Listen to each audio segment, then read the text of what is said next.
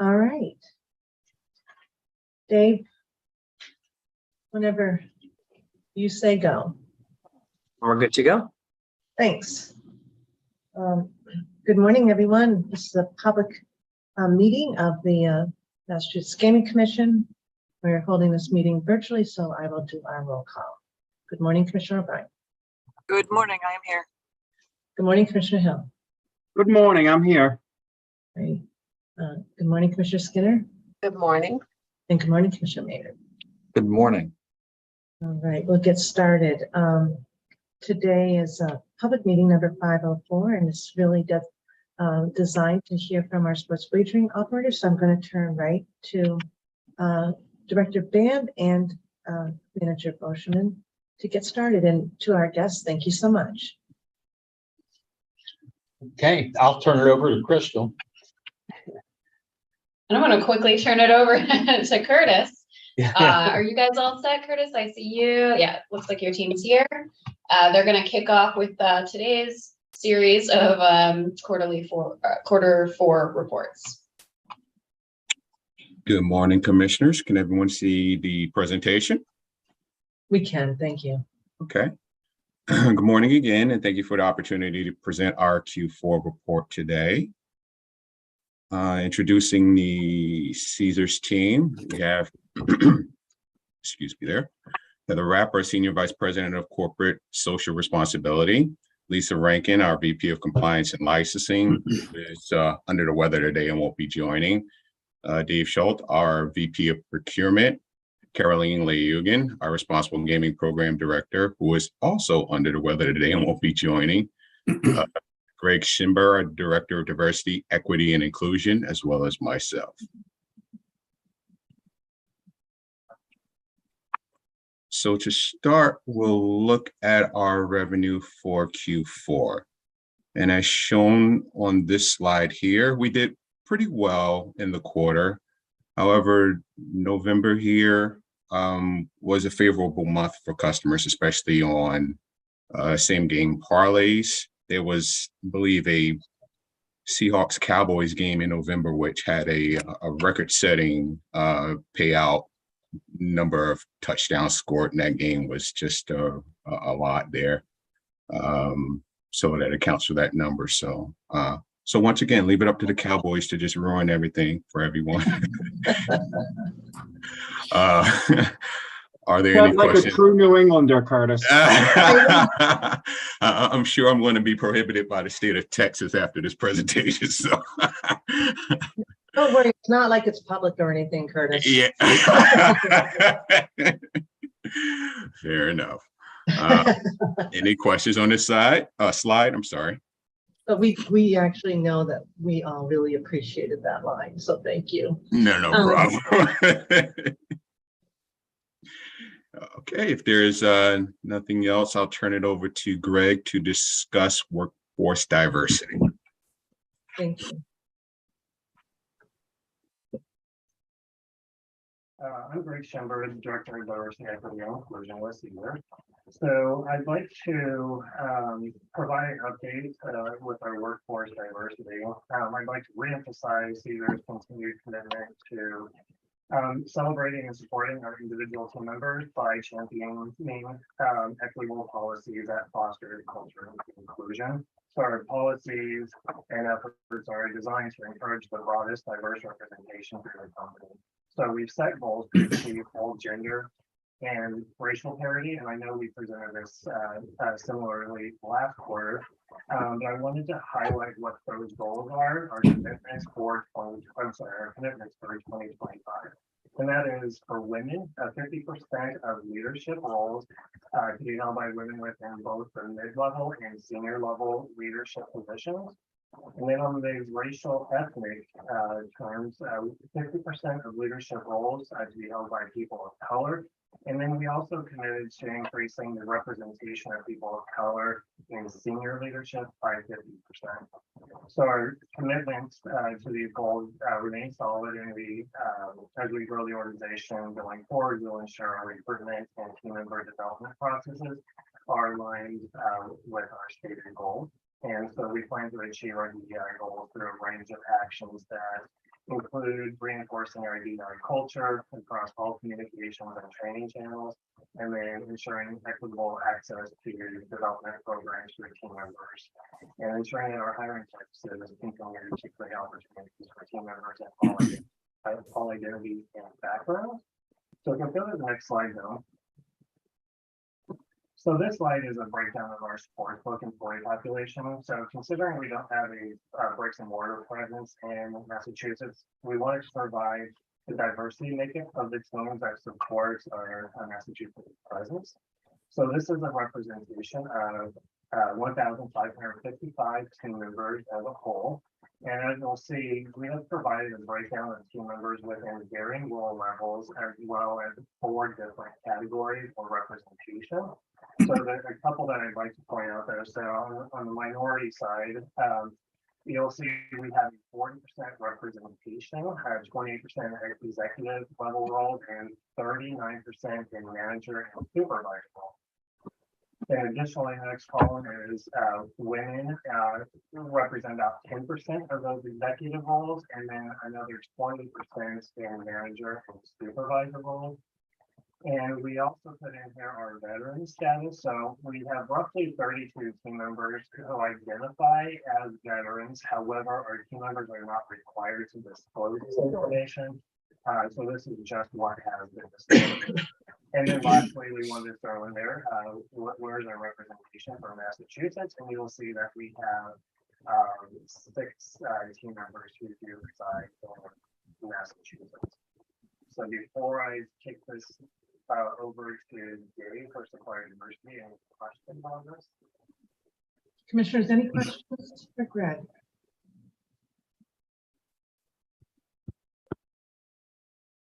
I'll set things.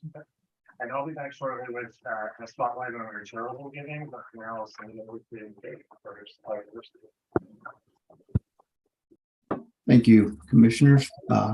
First, I'd like to apologize. In the day of technology, of course, the video does not work consistently, and today is one of those days. I'm not sure if it has to do with the outage that's going on or just our Zoom.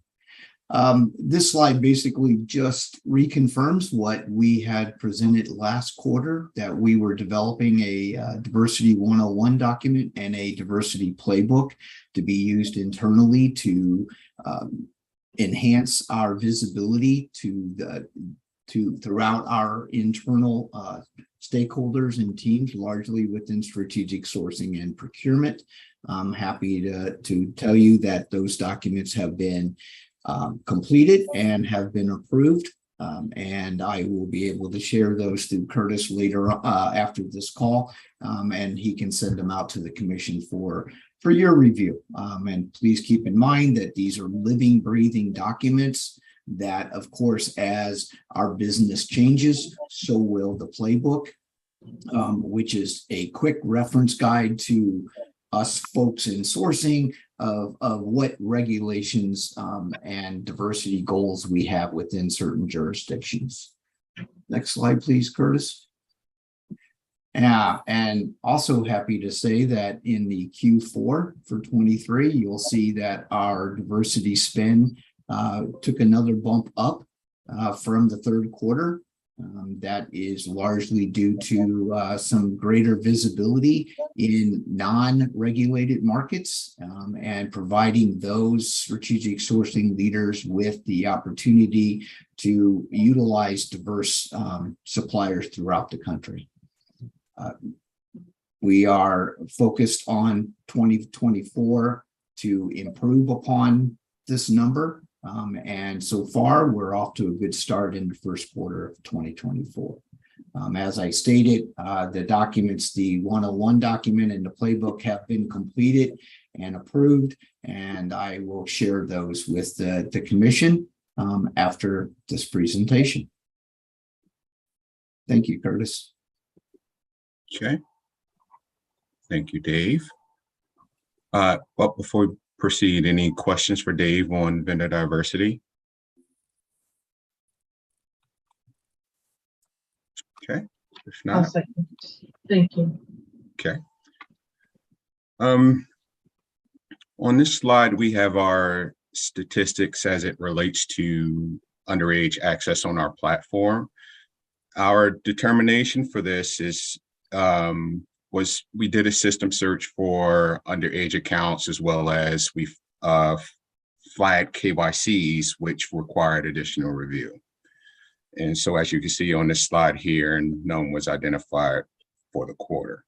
But we will certainly continue to use all of our resources that we have in analytics to identify anyone underage using our platform, understanding that it's an important issue, both for us operators and for the commission. So with that, any questions on this slide? Madam Chair. Yeah, go right ahead, Commissioner Hill. Curtis, this is Commissioner Hill. I see the chart, but what I don't see, and I just want to, number of total underage users reported to us. So I guess my question was going to be, and maybe this answers it in that particular column. How many investigations did you do looking into this issue over the last quarter? Was it really zero? Yes, to my understanding, that we didn't have any that warranted it, additional review. Nobody reached out and said, we think this is happening. My son did this, something. Nope, not to my knowledge, no. Okay. Thank you, Madam Chair. Thank you, Curtis. You're welcome.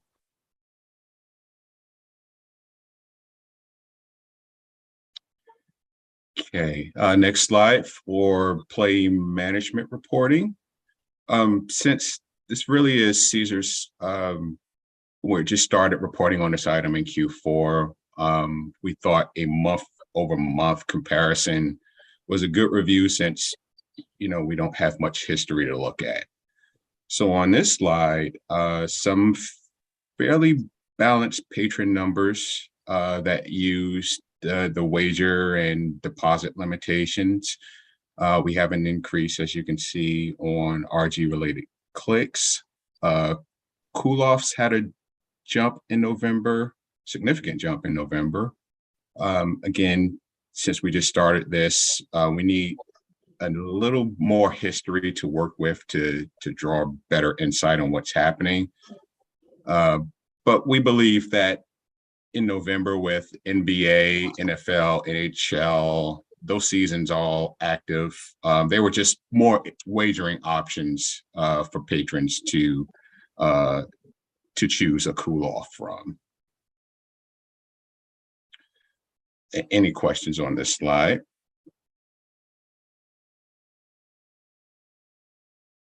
Okay, if not, moving on to responsible gaming. For responsible gaming, we noted 77 VSE enrollees and those restricted in our system at the end of the quarter. We participated in 2 problem gambling activities in Q4, as shown on this slide. But again, efforts toward the end of the year tend to wind down.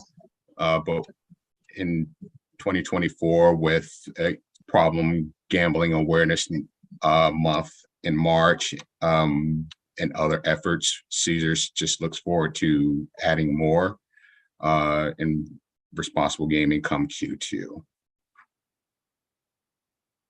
Any questions on this slide?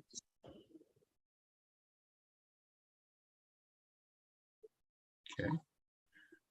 Proceeding with lottery. For lottery, we had talks with the Lottery Commission on some promotional ideas, and we're making great progress there.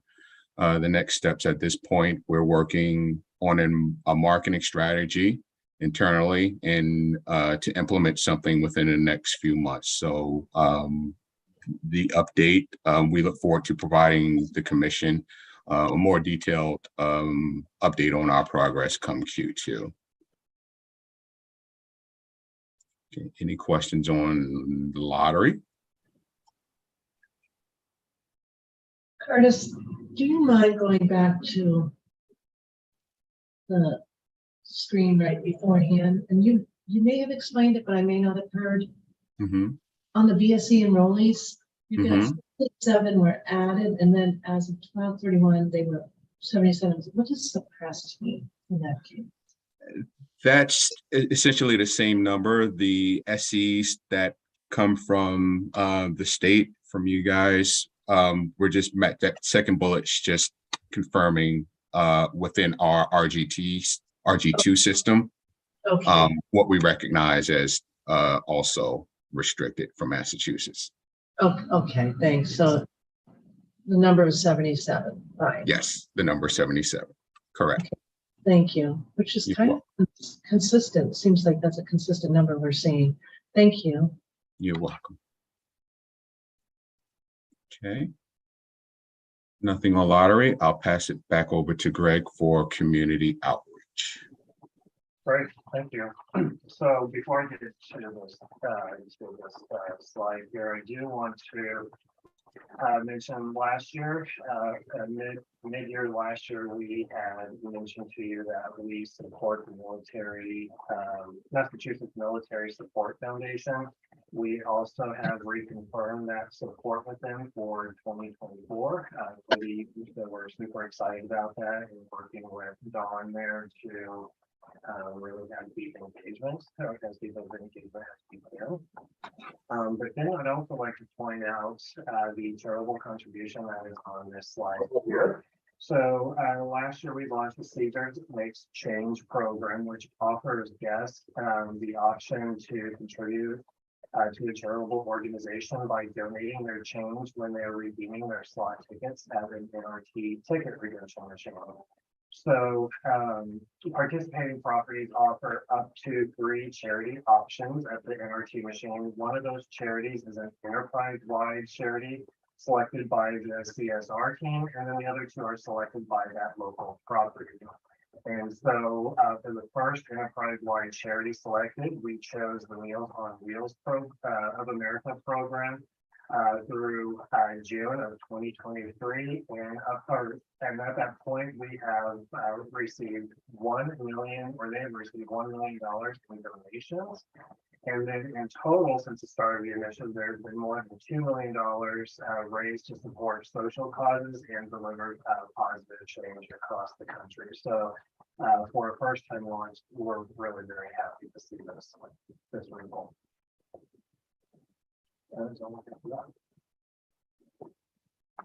Sure. Thank you, Greg.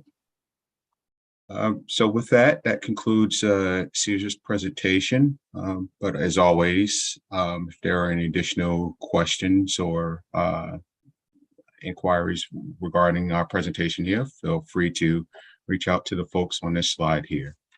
Thank you, Commission, for your time. Thanks, Curtis. Do you mind just taking the Sorry.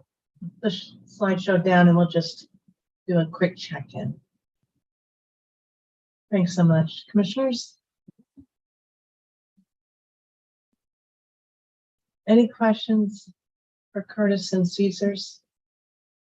I'm just going to check. Eileen, Commissioner O'Brien, you all set? Nope, I'm all set. Thank you. Okay, excellent. Thank you. Thanks, Curtis. Nice to see you. You as well. Thank you. Thanks for your report. Thank Thank you. Yep, thank you. Okay. Crystal? Yes, next on the agenda, we have Better, and Robert is here, though I hear he is also unwell, so apparently we're hosting a bunch of sick people in this meeting. I'm going to pull up the report 1 second. So Robert, you're not feeling well? No, ma'am, and good morning. Good morning. I'm really sorry. We'll try to make this as pain-free as possible. And Commissioner O'Brien is on off on visual, but she's listening away. Thanks, Crystal. Okay. Thank you for your assistance, Crystal. No Again, problem. my name is Robert Warren. I'm the compliance lead at Better. It's my pleasure to be able to present to you guys what essentially is, at this point, our final quarterly report. All right. These are the revenue numbers. If you don't have any questions, we'll go to the next slide. workforce diversity. In Q4, we made efforts to increase our recruiting pipeline with a diverse candidate pool, which included women, minorities, and veterans. This resulted in 6 additional females joining the organization on our engineering, finance, and operations team. Regardless of us exiting the market, we're going to continue to engage in various communities to increase our diversity, equity, and inclusion efforts. Next slide. Our vendor supplier and vendor overview, 84% of our partners identify as small businesses. Next. With 17.32% identifying as women-owned businesses. You can go to the next slide. And this kind of gives an overview of the breakdown of identification when it comes to Native American, Hispanic, Asian, Pacific American, African American, and Alaskan Native or Indian tribe.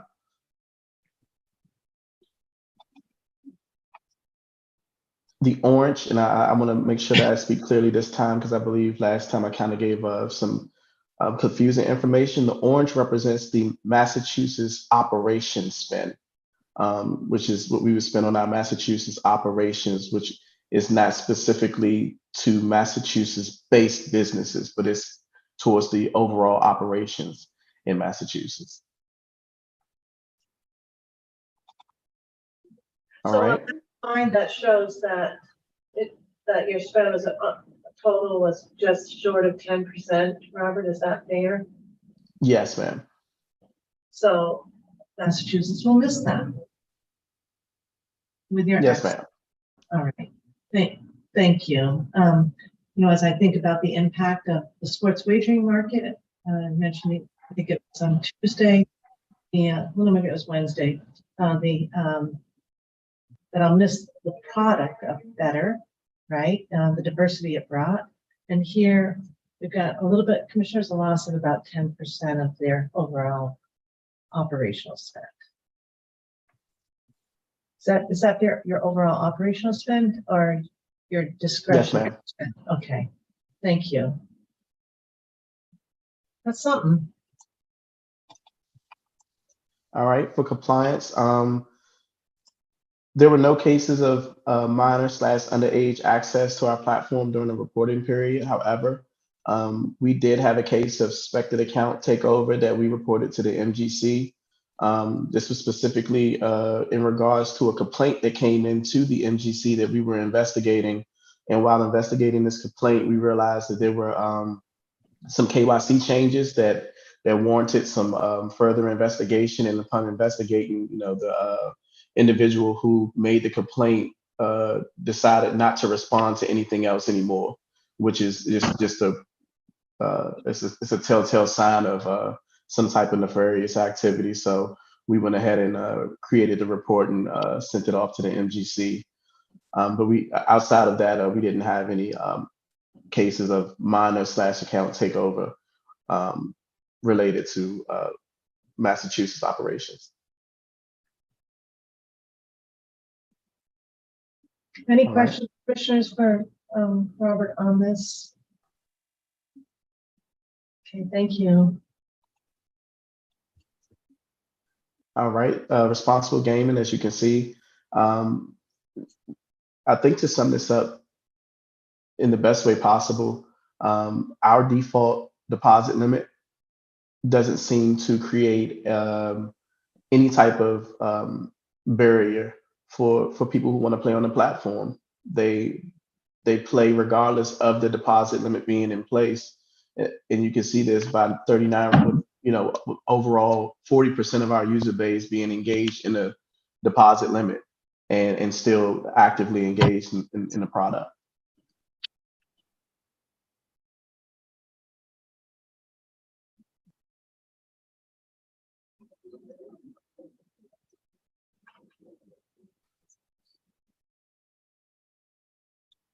Yep, and this is just some data about the timeouts, but the stronghold here on responsible gaming is the default deposit limit. Yeah, Madam Chair, just to echo some of what you've said in terms of Better's departure.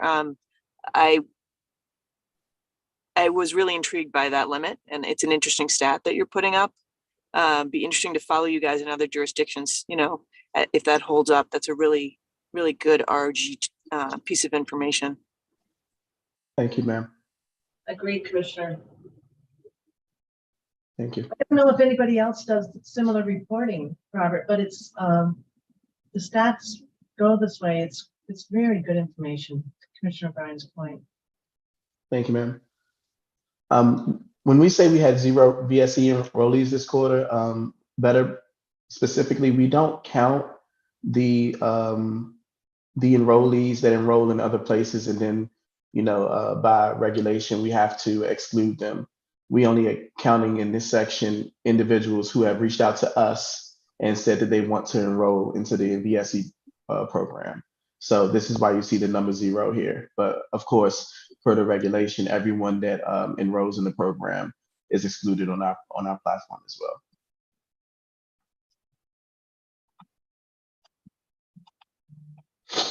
And that's the end of our presentation. If you have any questions, just let me know. Other questions for Robert, and then we'll let him go get a big hot cup of tea. Commissioner O'Brien? Thank did you.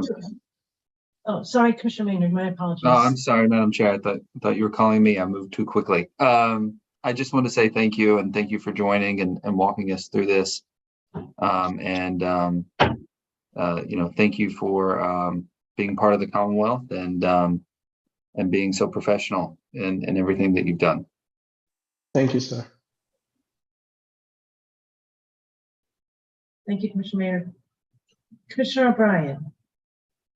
I would echo what Commissioner Maynard said. Like I said, there were a number of RG tools that Better brought in that nobody else did. And so to your point, maybe nobody else does the reporting, but I'm still going to be interested in following how that works in other jurisdictions, because I do think that it is it's unique in a good way. So I wish them well in that regard in their other jurisdictions. Thank you, ma'am. Okay, all set, Commissioner Skinner and Commissioner Hill? Okay, Robert, feel better, and thank you, Commissioner Skinner. Feel better, and again, I think I'll just echo the remarks of my colleagues. We were happy to have Better apply. Happy to have you do business, and we thank you for your professionalism and for your innovations. From the start, I saw it as innovative, and we do wish you well in the other markets. And as I think it was noted on Wednesday morning, perhaps you'll be back. I know you'll be watching the Massachusetts market, so thank you. Absolutely, it's been our pleasure, and thank you. And good luck to you all in the Commonwealth. Thank you. Appreciate it. Bye. Okay, feel better. Yeah, Crystal, we brought a whole lot of sickness. Just glad they're virtual germs. Virtual germs, but I was feeling his pain. All right, next. All right, I see Mike, and do you have the rest of your team? Are you set, Mike? I know we're rolling right along today. Yes, sir. Are you feeling well? I feel great. Great. I'm ready to get after Big thing to say when you're probably getting very little sleep with the baby. You have a new baby? He is a whole 4 months old. Yeah. So that's still a baby. Maybe. I'm surprised. He's always concerned we're gonna hear the children, but I said they love hearing the children. So. Yeah, you mentioned we do love hearing children and any pets. We have never had a fish or a reptile join us, but that'd be fun. That's for the all right. My wife would not approve of a reptile So I can help you with that one. We can go to my mom's house and I'll pull out the tortoise one time. So. Oh, tortoise is a little bit. It's very large, actually. All right, so we should be set in 1 second. We see on the screen? Yep. Okay, all right, ready to go. Great. Thanks, Crystal, again for driving our presentation. Good morning, Madam Chair, Commissioners O'Brien, Hill, Skinner, and Maynard, and MGC staff. My name is Mike Levine, Senior Regulatory Counsel here at Fanatics Betting and Gaming. It's an honor to be before you again to present our Q4 2023 results in the Commonwealth. With me today are Steph Althouse, our Director of HR, and Anthony D'Angelo, our Responsible Gaming Senior Manager.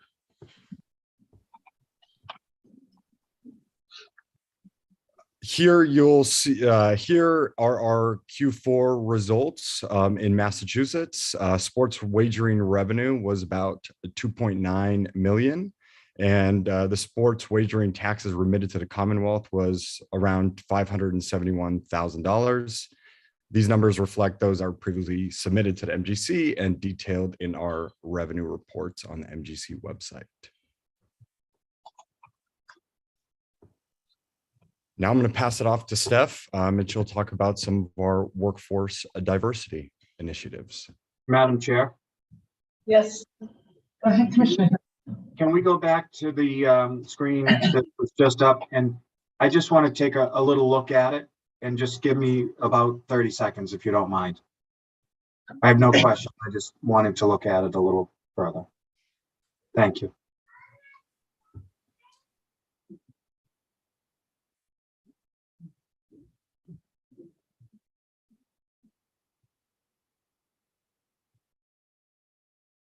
Okay, thank you.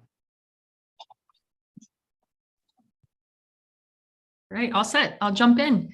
Good morning, everybody. Thanks for having us this morning. We'll jump into the metrics first for Q4. In that middle layer there, we saw, or the bottom layer, we saw a steady level of metrics quarter over quarter. We did see a little bit of a decrease in the exec level, and that was mainly due to just shifting around the senior leadership capacity, but we do intend to keep focus on our representation at that level going forward. Overall, we did see an increase in numbers in all 4 categories for the manager and supervisor level. So the biggest jump was in the women category, and we went from 28 to 32% quarter over quarter. Next slide, please. Awesome, thank you. So Fanatics' global impact pillars are all-star team of culture and talent. We also have an IDEA program, which is inclusion, diversity, equity, and advocacy. So the philosophy behind IDEA is that we strive to reflect all communities where everyone feels empowered to bring their true authentic selves to work each day. And we understand that diversity isn't just about race or gender, and it's also about the things you can see and you cannot see, such as religion, gender identity, sexual orientation, veteran status, family status, et cetera, et cetera. You'll see there we have our fans or Fanatics Alliance network. So I added a picture this time. I'm a little more visual, so added some color to the slide. But essentially we have Family First, Pride, Global Black Alliance, Veterans, Multicultural, and WIN, which is Women's Initiative Network. Fanatics has a multitude of benefits that support employees in many facets of their life. So just a few to call out are around travel benefit for reproductive care. So we understand that, you know, by state and legislator, there might be differing laws or practices that may prevent employees from being able to easily obtain access to the healthcare support that they need. So our goal here is to offer comprehensive access to quality healthcare for employees seeking things such as reproductive care, medical treatments, fertility treatments, adoption support, and more. And then we also have critical healthcare support when we're looking for advanced quality medical services, and perhaps it's not available within 100 miles of an employee's home. So we are looking to provide reimbursement for travel expenses, airfare, lodging, and then also provide coverage under this for things such as cancer treatments, transplant surgery, gender affirming procedures, and more. Next slide, please. I'm going to say that's wonderful. We get a lot of good feedback on that, and it is used. So it's something that's a little newer to Fanatics, and we do pride ourselves on that. So Thank you. okay, so as it pertains to recruitment and retention, we do have that twofold approach on our DEI effort. So first is recruiting. So we believe in the power of representation and diversity of thought. We do partner with numerous organizations to cast a wide net and attract a diverse pool of candidates. We continue to focus on sourcing strategy to deliver more diverse slates for each open position that we have. So again, some of these are just recruiting events in HBCU or historically Black colleges and universities, engaging in diverse owned professional development orgs, and then developing our global recruitment team that we have at Fanatics to expand consideration of diverse backgrounds and experiences, and even to reach new audiences. And then second to that is around development. So our employees have access to world-class leadership and development training. This includes the importance of things such as inclusion, diversity, equity, advocacy, and training in different topics such as preventing harassment and discrimination and managing biases for both employee level and people manager level. And then a few bullet points to note that occurred this past quarter. Fanatics Betting and Gaming introduced the process within our Tech TA efforts by which we initiated a skills-based screening prior to submitting any candidate into the interview round. So the intent here is to reduce unconscious bias within the interview process or any interview loops. And then a few of our engineers attended and presented at the 2023 Grace Hopper Celebration of Women in Computing. And then for those who don't know what Grace Hopper is, it's a series of conferences designed to bring the research and career interests of women in computing to the forefront. And it is the world's largest gathering of women and non-binary technologists. And then lastly, the company all got together from each individual operating company and allocated funds to budget for Seek Out. So Seek Out is essentially a program and a platform for talent acquisition, where we'll be able to understand a little bit more of our metrics and building out diverse pipelines. It provides expansive reporting and education to those that are utilizing it. So super excited for that to come along for us. Madam Chair. Sure, Commissioner Skilling. Sorry to interrupt you, Stephanie. Just want to Sure. give you a quick shout out. Kudos to you on your diversity initiatives. Keep up the good work. Thank you so much, Commissioner. I really appreciate that.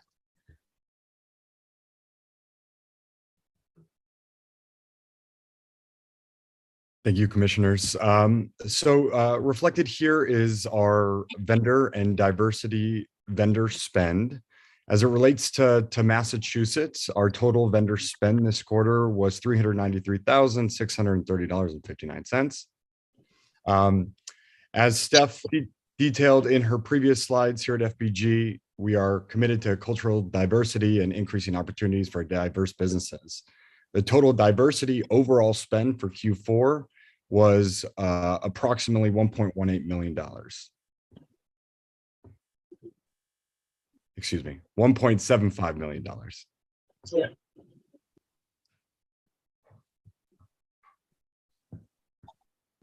That being said, I will pass it off to Anthony to discuss our RG initiatives.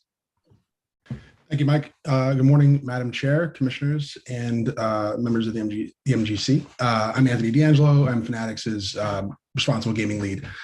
So we'll start off with our underage report metrics. We added a column based on feedback that highlights individuals who were either found sports wagering or attempting on our platform. Just to call out, these are individuals, or the numbers that you see here reflect individuals that our system flagged as possibly underage based on information that they gave at sign up. Okay, so the numbers you see here, the 22 in the left-hand most column, are individuals who at sign up gave an underage date of birth that our system rejected.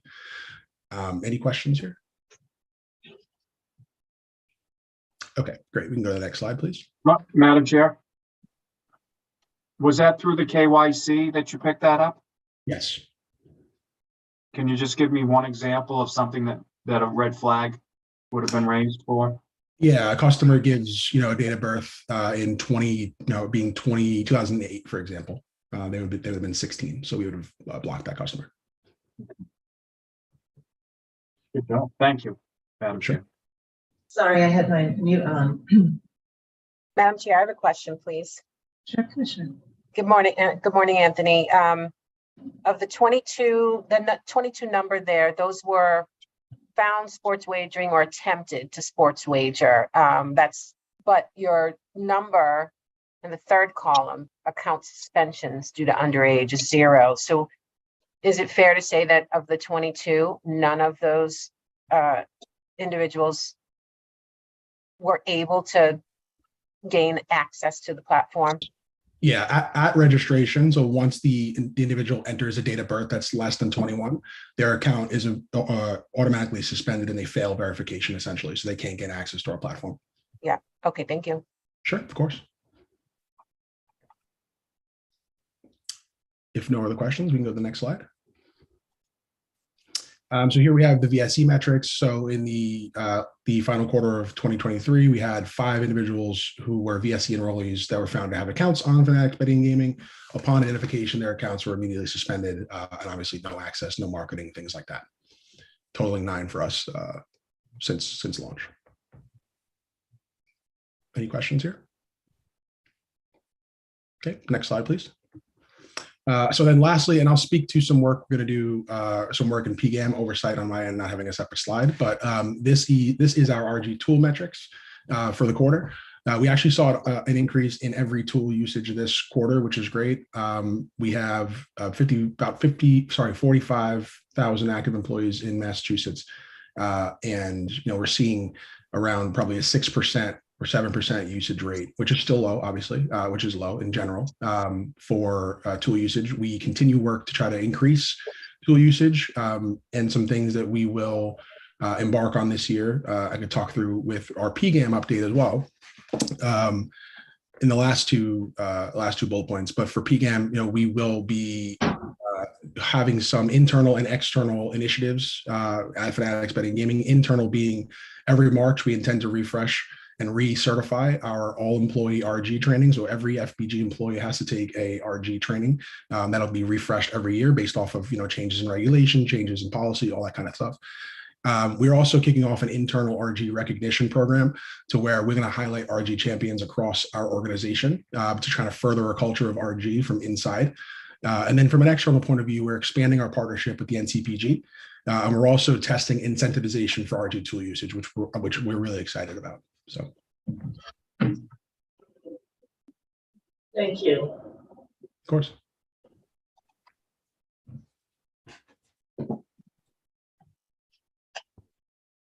Thanks, Anthony. So to quickly discuss the partnerships with the lottery, our partnerships team is working with the lottery on various projects. We're hopeful in 2024 to be able to present some of those projects to you all. And then last slide, Commissioner Hill, as we discussed last time, our holding company Fanatics is announced a first of its kind partnership in which Fanatics became the wish granting organization and official sports partner for the Make-A-Wish Foundation. I'm happy to report in Q4, Fanatics and Make-A-Wish granted over 100 wishes in the quarter. And that is solely sports related. Obviously, Make-A-Wish does a lot more than just sports related wishes. But in Q4, the partnership with Fanatics and Make-A-Wish was over 100 wishes. Michael, what are some of the? I'm sorry. What are some of the wishes Fanatics granted? If you just could give a few examples. So some of the wishes was Super Bowl weekend. I know that's not Q4, but let's see, a Q4 Super Bowl. I'll highlight what we did on Super Bowl weekend. But we had individuals who were able to come to Las Vegas and meet various players and engage in some of the on-field activities. Okay, thank you. Madam Chair. Yes, Commissioner. So I watched a lot of those Make-A-Wish dreams come true. This is one of my most favorite charitable organizations, and during Super Bowl week or the 2 weeks leading up to it, they kept showing the wishes that had been made, and it brings tears to your eyes, quite frankly. So this is awesome, and look forward to hearing some more future wishes that were granted. Thank you, Madam Chair. Thank you. Well, thank you all. That concludes Fanatics Q4 2023 presentation. Madam Chair, we also want to congratulate you on your 5+ years with the MGC and wish you nothing but the best in your retirement. Well, thanks, Michael. I appreciate that. It's been a pleasure working with Fanatics, and I am really excited to see how your new enterprise works really over the course of the years ahead. So good luck to Fanatics. But today, got our work ahead, and today we thank you for a really nice presentation. Commissioners, any questions for Michael and team? And thank you, Anthony and Steph. All right. Thank you. And thank you for Anthony. I think you heard me say I want to see RG tools cool. And so I'm looking forward to watching that continuing evolution. So thanks so much. We're working on it. Thank you, Madam Chair. Thanks. All right, Crystal, does this end our work for sports wagering today? It does. 3 quick reports and you're out before the hour's up. Well, you know what? That's a reflection of our guests. They did a nice job. Commissioners, we do have opportunity for commissioners update. Anybody have an update? All right, then I'll take a motion to adjourn. So moved. Second. You know, I should have checked in with Commissioner O'Brien. Commissioner O'Brien, you all set? I'm all set. Yep. Okay, I think you would have chimed in, but thank you so much. All right, any concerns about the motion that's been seconded? All right. Commissioner O'Brien. Aye. Commissioner Hill. Aye. Commissioner Skinner. Aye. Commissioner Maynard. Aye. I vote yes, 5-0. Thanks, everyone. Nice job, Crystal. Excellent work.